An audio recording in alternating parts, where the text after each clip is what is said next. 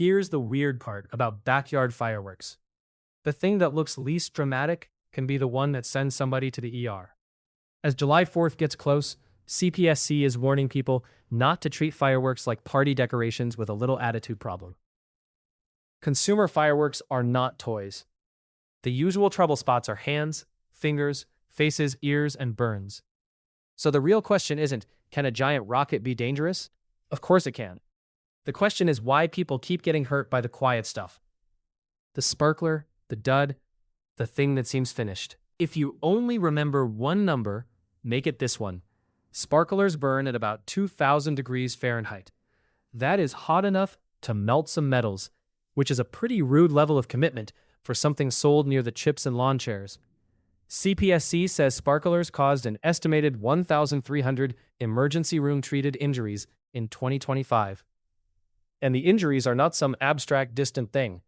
The body parts most often hurt are hands and fingers, then head, face, and ears. So when somebody hands a sparkler to a kid like it's a glowing party straw, that is not cute. That is just tiny flame optimism. The pattern matters. CPSC says hands and fingers made up 35% of fireworks emergency room injuries in 2025. Head, face, and ears were next, at 22%. That tells you a lot about how these injuries happen. People are close. Too close. They're holding the thing, leaning over it, or turning their head at the wrong moment. Burns were the most common injury type, making up 38% of fireworks ER visits. In other words, the problem is not just that fireworks are loud and dramatic. The problem is that the bad outcome usually happens right at arm's length, which is where backyard confidence gets a little too casual. Now for the part that feels harmless right up until it isn't. The dud. The firework that doesn't go off can tempt people into walking back over, picking it up, or trying again. CPSC says, don't do that. Don't relight it. Don't grab it. That's not the moment to do detective work. The safe move is to treat it like it is still live, because sometimes it is. This is where backyard logic gets creative. A lot of people hear silence and think, problem solved. Fireworks hear that and politely disagree. CPSC's practical advice is pretty boring, which is usually a good sign in safety. Light fireworks one at a time, then move back quickly. Keep a bucket of water or a garden hose handy, in case something catches or goes sideways. And don't use fireworks while impaired by alcohol or drugs. That last one should not be controversial, but here we are, living in the era of people turning fire into a group project. The point is simple. Reduce the number of things that can go wrong at once. Fireworks are already doing enough on their own. Here's the part that makes the whole thing less like a random caution label and more like a pattern. CPSC says the 15 to 24 age group accounted for the largest share of reported fireworks injuries in 2025.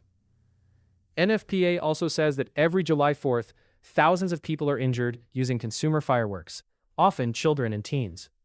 That does not mean one age group is to blame. It means the risk rises when the people handling the fireworks are more likely to be doing a lot of watch this energy and not enough maybe step back first energy. The firework does not care how cool the plan sounded. This is not just a national warning poster from a distance.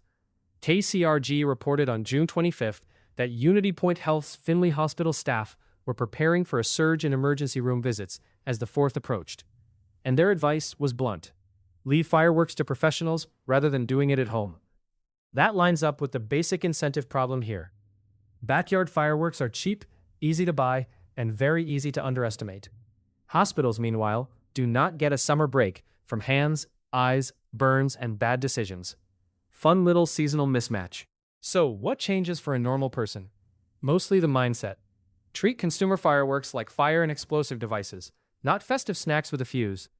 Keep water ready. Light one at a time. Move back fast. Don't touch a dud. Don't use them impaired.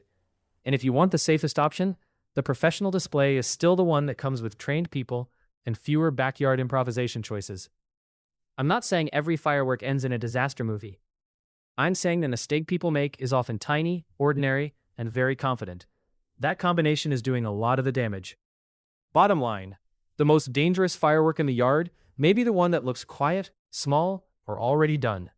CPSC says sparklers burn around 2,000 degrees, injuries hit hands and faces the most, and you should never pick up or relight a dud. Hospitals are bracing for the seasonal surge. which is a pretty good sign that backyard confidence is not a substitute for caution. So if you remember one thing, make it this: respect the small stuff. It has enough attitude already. If you want more current events explained without the homework, like this video and subscribe to Stick News. Then answer this in the comments. Would you have known to leave the dud alone and soak it instead of checking it?